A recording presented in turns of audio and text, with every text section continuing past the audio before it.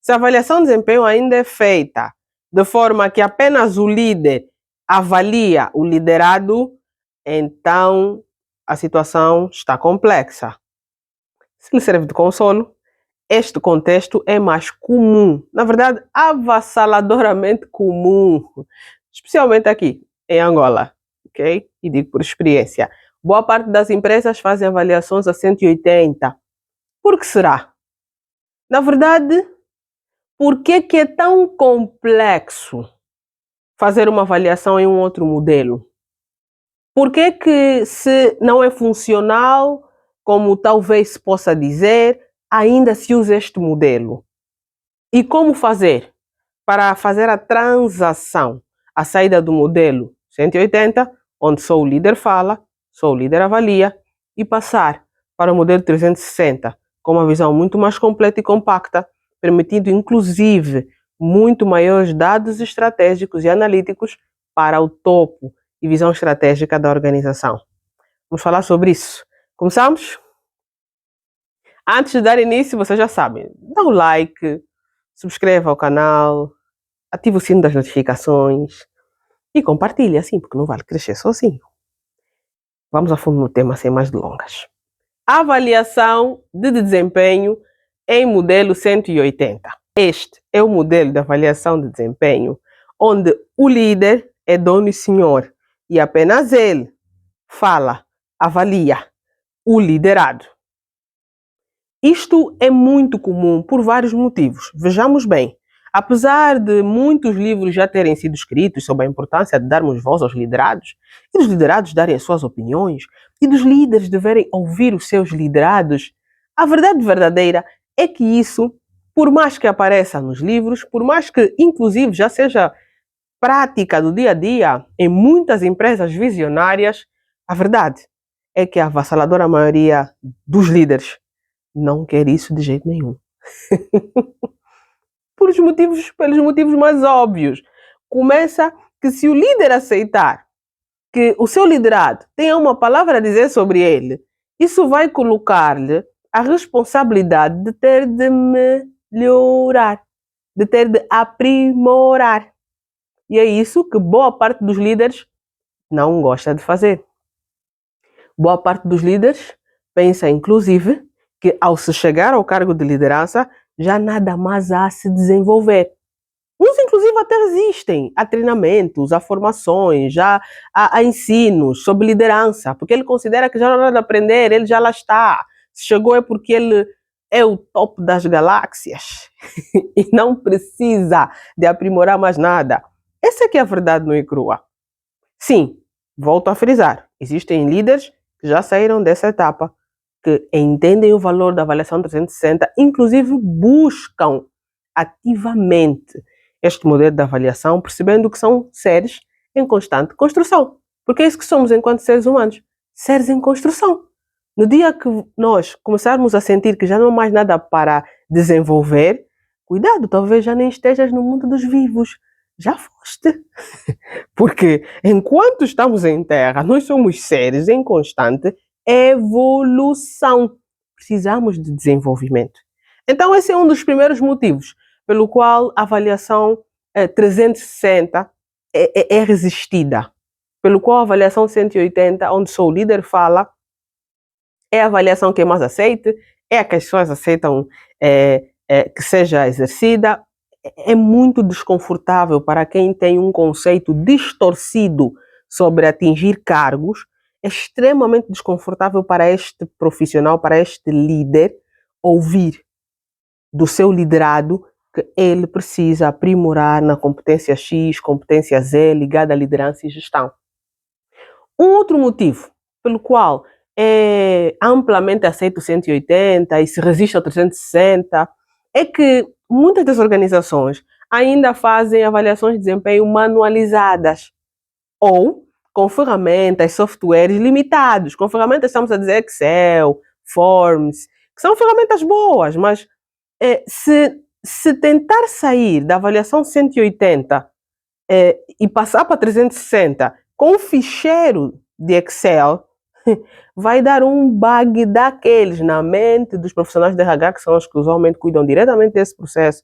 na mente dos líderes, na mente dos colaboradores. É muito complexo fazer um processo de avaliação de desempenho sem ter uma ferramenta realmente assertiva, simples, fácil, que gera relatórios, porque fazendo a avaliação 180, usando o método manual, usando ferramentas limitadas, o que já é extremamente desaconselhável, inclusive, é de admirar como um ser humano é capaz de fazer uma avaliação de mais de 500, 400 pessoas, às vezes até 1000 pessoas, usando um ficheiro de Excel.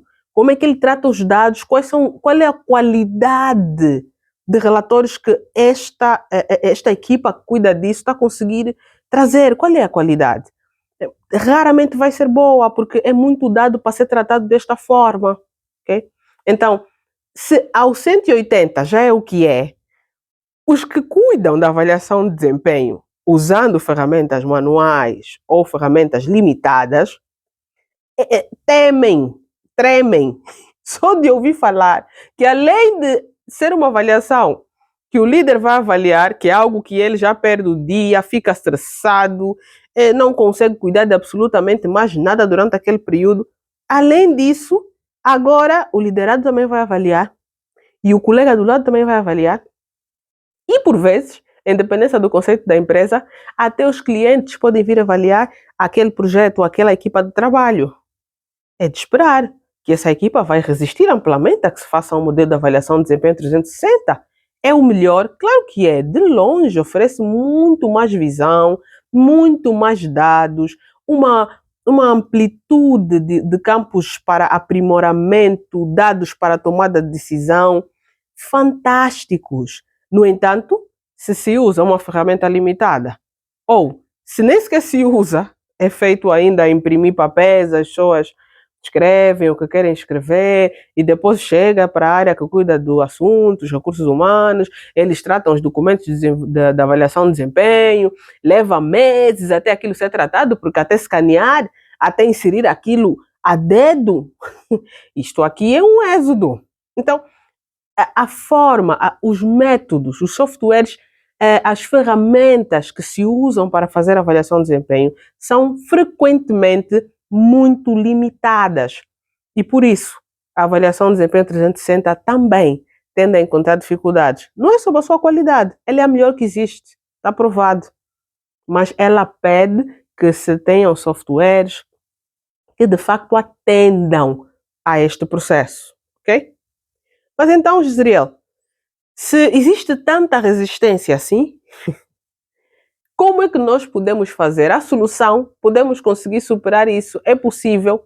Se eu quiser migrar, eu entendi, e eu quero migrar do 180 para o 360. Como é que eu faço esse processo? Primeiro dizer que sim, há esperança. Claro que há. Há empresas, várias há, que já usam o método 360, ok? Então, sim, tem esperança, o futuro é promissor. Depois, como fazer esse processo? Isto é um aspecto importante, ok?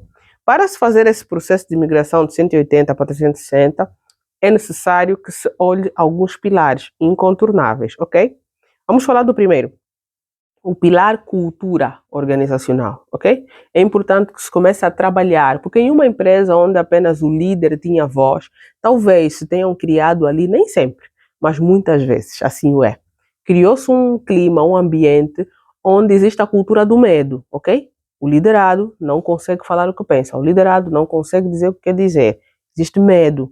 Então, se essa é a cultura, há que se trabalhar nisso. Talvez se criou também a cultura onde o líder considera que ele é quase no tempo dos reinados, não é? Em que o rei falou, já nada mais pode ser alterado. Okay? Talvez seja isso.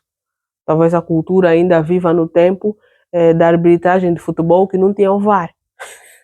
Dê amarelo, se foi errado, se foi certo, não importa, já foi. Talvez. Então, há que trabalhar na cultura. Qual é a cultura de liderança que a empresa tem? Uma cultura de comunicação aberta, é uma cultura que treinou as pessoas para uma comunicação assertiva, onde ela é franca, clara e objetiva, mas ao mesmo tempo respeitosa, para que se permita que quer líderes, quer liderados consigam exprimir o que é necessário sem sair da linha, sem ofender a moral, sem humilhar, sem magoar, sem desrespeitar. Houve este treinamento, tem que se trabalhar a cultura. Um segundo pilar a ser trabalhado chama-se tecnologia. Não há como contornar.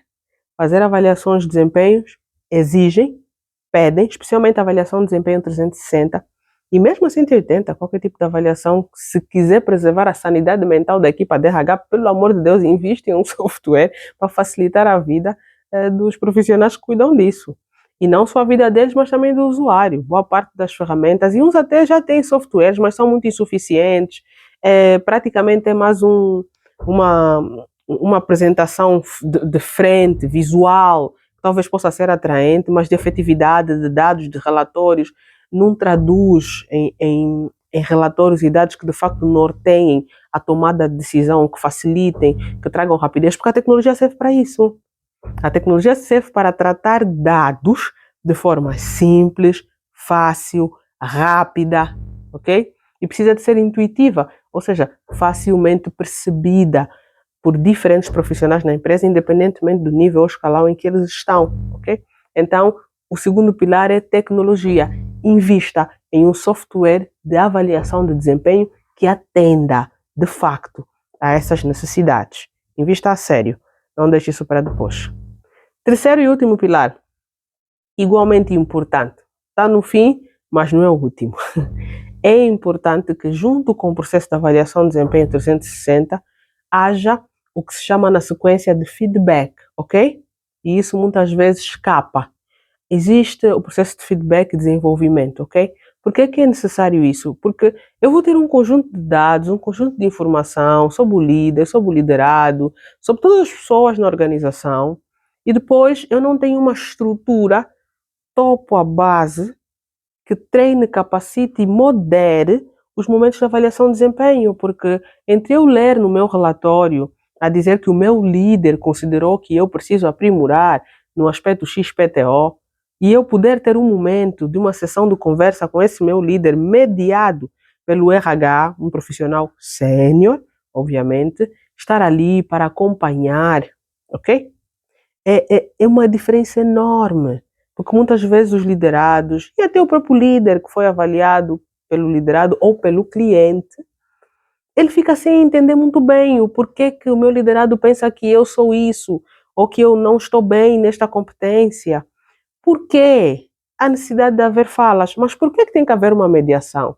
Porque muitas vezes, atenção, nem todo líder, volto a dizer, o fato de assumirmos uma posição de liderança, de cargo, não nos torna mágicos e mestres em liderança e gestão automaticamente. É necessário haver trabalho. Tanto é que há pessoas que estão há 20 anos ou mais em um cargo de liderança, mas ele está no cargo só de ocupar, não é porque ele ganhou experiência de verdade de aprimorar e desenvolver grandes equipas. O tempo nem sempre é proporcional à qualidade do profissional. Então, o que nos traz a qualidade é a intensidade. Nós sermos dedicados, sermos aprofundados, sermos pessoas que vão atrás, sermos pessoas que não se contentam com pouco, pessoas que buscam solução. Ok? Às vezes o profissional até está ali há muitos anos naquela área, ou está há algum tempo naquela área, mas é alguém que não tem foco na solução. É claro que essa pessoa vai apresentar um conjunto de problemas. Todo dia, qualquer indivíduo tem problema, isso é garantia. E às vezes esse profissional pode estar num cargo, porque pensa-se que sou o técnico, é que é alguém focado em problema. Muitas vezes não. Muitas vezes o próprio líder também fica a girar no problema. O técnico traz um problema e você fica a abordar horas e horas sobre aquele problema, em vez de chamar a atenção ao liderado e dizer, fulano, vamos ir para a solução. Porque esse é o papel do líder, levar para a solução. Nós queremos resultados objetivos, não queremos essa conversa sobre problemas, identificar problemas. Até crianças costumam ter capacidade de identificar, ok? Então é muito importante que se trabalhe isso. Então o mediador, o RH entra nessa jogada como mediador das sessões de feedback. O RH entra para essas sessões de feedback para garantir esta atenção, como se fosse traduzir, ok? E garantir o respeito, porque muitas vezes a conversa ocorre apenas entre o técnico e o liderado. O liderado pode dizer que disse isso e o técnico dizer que não disse aquilo. Fica o dito pelo não Dito, havendo uma terceira figura e uma figura que deve entender sobre feedback assertivo, sobre a forma de comunicar, sobre a forma de ser específico, sobre o que é construção de um PDI, o Plano de Desenvolvimento Individual, porque na sequência de um feedback, o que nós estamos a querer desejar é que o processo seja continuamente melhorado, né? Esse é o ciclo PDCA, o ciclo da melhoria contínua. É o que nós queremos. Então, houve uma avaliação de desempenho, tem de haver um processo de sessões de feedback muito bem orquestrado, ok? A última dica aqui é dica bônus, inclusive, só para aqueles que ficaram até o fim, é a seguinte. Quando se faz a avaliação de desempenho, a empresa, os colaboradores, estão à espera que vá acontecer alguma coisa. Alguma coisa, especialmente aqueles que tiveram uma avaliação de desempenho boa. Esses estão à espera de coisa boa. Os outros talvez estejam à espera de coisa má, porque a avaliação de desempenho não foi boa e talvez ele até receie que o pior possa vir a acontecer, ok? Mas em especial aqueles profissionais, os talentosos, os top players, aqueles que nós queremos manter, ok? Porque dentro de uma empresa nós não queremos manter todo mundo, nem todo mundo é talento. Isso dá um outro vídeo com mais calma, a gente fala para explicar o que é um talento. Nem todo mundo é. Às vezes as pessoas pensam que são, mas não são, ok? Então, os talentos, aqueles muito bons, que atingiram os resultados, eles estão à espera de reconhecimento, ok? Reconhecimento. Começa pela parte verbal, começa pela parte de reconhecimento público, criar ali algum método que coloque o ranking dos que saíram no top 5 dos melhores na avaliação de desempenho de cada departamento, e depois fazer um ranking maior da empresa toda. Ele precisa desse reconhecimento, não só privado, bater nas costas, porque isso é muito privado. Há colaboradores que precisam mesmo de ser notados assim ao público. É isso. E não é para nós criticarmos esses colaboradores, nós temos necessidades diferentes. O ser humano é assim mesmo, ok? Há pessoas que são movidas pelo reconhecimento público e está tudo bem. Se ele é um bom player para a empresa e nós queremos que ele fique, e o que lhe deixa alegre é que toda a empresa saiba que ele saiu em primeiro lugar, nós vamos colocar a foto dele no corredor. Todo mundo tem que saber. Nós queremos que ele fique feliz e contente de estar aqui conosco. Um outro reconhecimento incontornável também, igual ao reconhecimento verbal e dessa exposição organizacional, tem a ver com o reconhecimento de carreira, que pode envolver o quê? Salário, pode envolver o quê? Uma transição na carreira, okay? Nem sempre é para cima, o progresso pode ser horizontal, então ele era técnico júnior nível 1 e agora vai para técnico júnior nível 2, 3, 4 ou 5, ou o que for, a depender de como está estruturado o processo de desenvolvimento de carreira aí dentro da sua organização ou da chamada vulgarmente grelha salarial, como queira chamar. Então, aquilo que tiver a nortear, se é a grelha, se é o plano de progresso da organização, o que for, essa pessoa ela está à espera disso, ela está à espera de sair dos 100 mil quantas por 150. Ele trabalhou o ano todo afincadamente, ou o semestre todo, a depender da forma como se faz a avaliação na empresa. Ele trabalhou o semestre todo a pensar em que vai ter 50 mil kwanzas a mais. Já fez promessas em casa. Já disse isso vai melhorar. Mamãe, fica calma. Eu vou te comprar isso. Está a contar com a avaliação dele de desempenho. Então, não defraude as expectativas da equipa. Fez a avaliação de desempenho, honre com os compromissos. Se por algum motivo extremamente elevado a empresa não tiver liquidez para disponibilizar esses aumentos de uma vez só, veja uma forma ou de disponibilizar faseadamente, ou de postergar em grupo para um momento, mas algo importante, comunicação. Não deixe isso guardado para os 5 elementos do board e a direção do capital humano. Não faça isso. As pessoas têm o direito a saber o que está a passar.